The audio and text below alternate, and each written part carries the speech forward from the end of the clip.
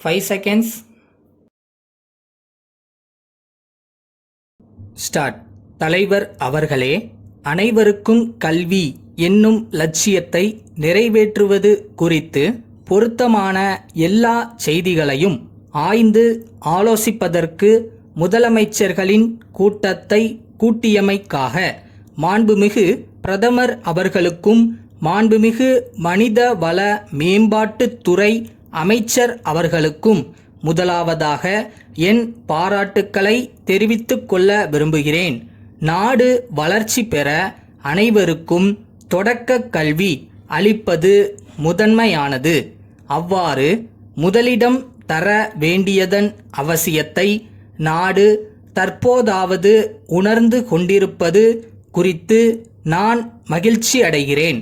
40 ஆண்டு காலத்திற்கு மேலான திட்டமிட்ட வளர்ச்சிக்குப் பிறகும் அனைவருக்கும் கல்வி என்னும் நழுவிச் செல்லும் குறிக்கோளையே நாம் இன்னும் தொடர்ந்து கொண்டிருக்கிறோம் என்பது எதற்கு முன்னுரிமை அளிக்க வேண்டும் என்பதில் நமக்கு சரியான பார்வை இல்லை என்பதையே பிரதிபலிக்கிறது. கல்வியை குறித்து ஆய்வுகளும் பரிந்துரைகளும் அவ்வப்போது நடந்து கொண்டிருந்தாலும் இன்றியமையாத குறிக்கோளை நிறைவேற்றுவதில் மத்திய மற்றும் மாநில அரசுகளின் ஈடுபாடு பலவீனமாகவே இருந்து வந்திருக்கிறது. அந்த குறிக்கோளை அடைவதற்கான நடவடிக்கைகளும் அரைகுறையாகவே எடுக்கப்பட்டுள்ளன. அதன் தொடர்பான பல்வேறு திட்டங்களை நிறைவேற்றுவதில் ஏற்பட்ட வளர்ச்சிகளும் மெத்தனமாகவே இருந்துள்ளன.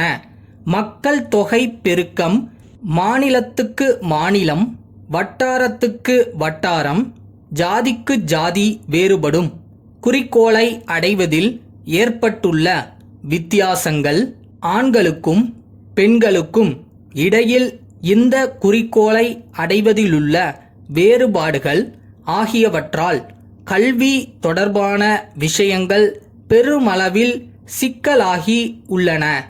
எதற்கும் மிகவும் இன்றியமையாதது மக்களின் ஒத்துழைப்பு.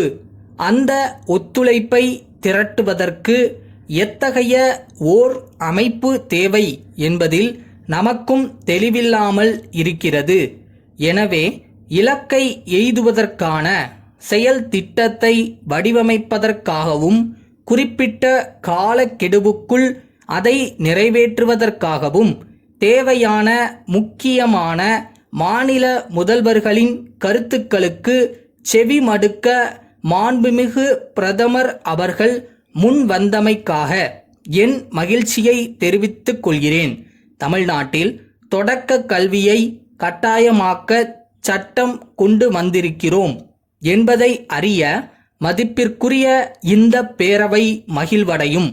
அரசியல் அமைப்பு சட்டத்தின் இந்த கோட்பாட்டை உடனே நிறைவேற்ற வேண்டியது நம் தலையாய கடமை என்று நான் நம்புவதால் நீண்ட நெடிய காலம் பயனளிக்கும் இந்த முயற்சியை எடுக்கும் துணிவு எனக்கு ஏற்பட்டுள்ளது. சமூக நலம், நலவாழ்வு ஆகியவற்றின் மீது அடிப்படை கல்வி மற்றும் அதனுடைய கூட்டு பலன்கள் ஏற்படுத்தும் தாக்கம் என்பது நாட்டை வளர்ச்சி பாதையில் முன்னுக்கு தள்ளும் ஓர் அவசிய தேவை என்பதற்கு ஆவணச் சான்றுகள் அதிகம் உள்ளன. இதனை கருத்தில் கொண்டு தமிழகத்தில் ஒரு முழுமையான அணுகுமுறையை கடைபிடித்து குழந்தைகளின் கல்வி மற்றும் மகளிரின் எழுத்தறிவு இவை இரண்டையும் வளர்க்கின்றோம். திருச்சிராப்பள்ளியிலுள்ள வள்ளியப்பன் உயர்நிலைப் பள்ளி தலைமை ஆசிரியருக்கு சென்னை மயிலாப்பூரிலுள்ள ப. பன்னீர்செல்வம் எழுதிய கடிதம். அன்புடையீர், நாங்கள் பள்ளிகளுக்கு தேவையான தரமான பாதுகாப்பான அறிவியல் ஆய்வுக்கூட பொருள்களை கடந்த 10 ஆண்டுகளாக நியாய விலையில் வழங்கி வருகின்றோம்.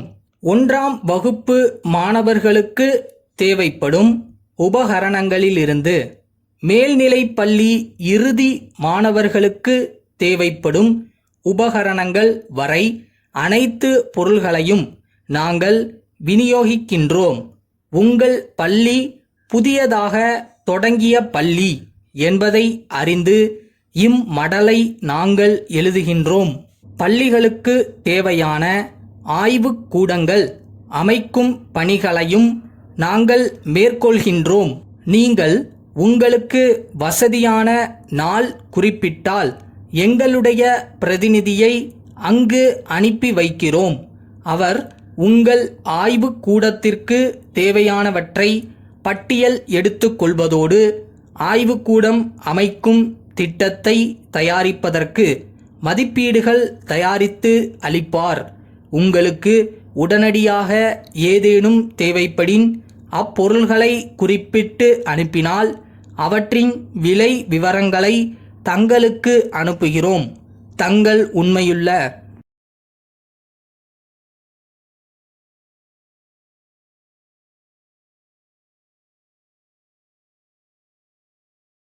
பக்கத்தில் ஓடுறவங்கள பார்த்து என்றைக்கும் பயப்படாதீங்க. உங்களோட இலக்கு ஃபோக்கஸ் எதுவோ அதில் மட்டும் உங்கள் கான்சென்ட்ரேஷனை வைங்க.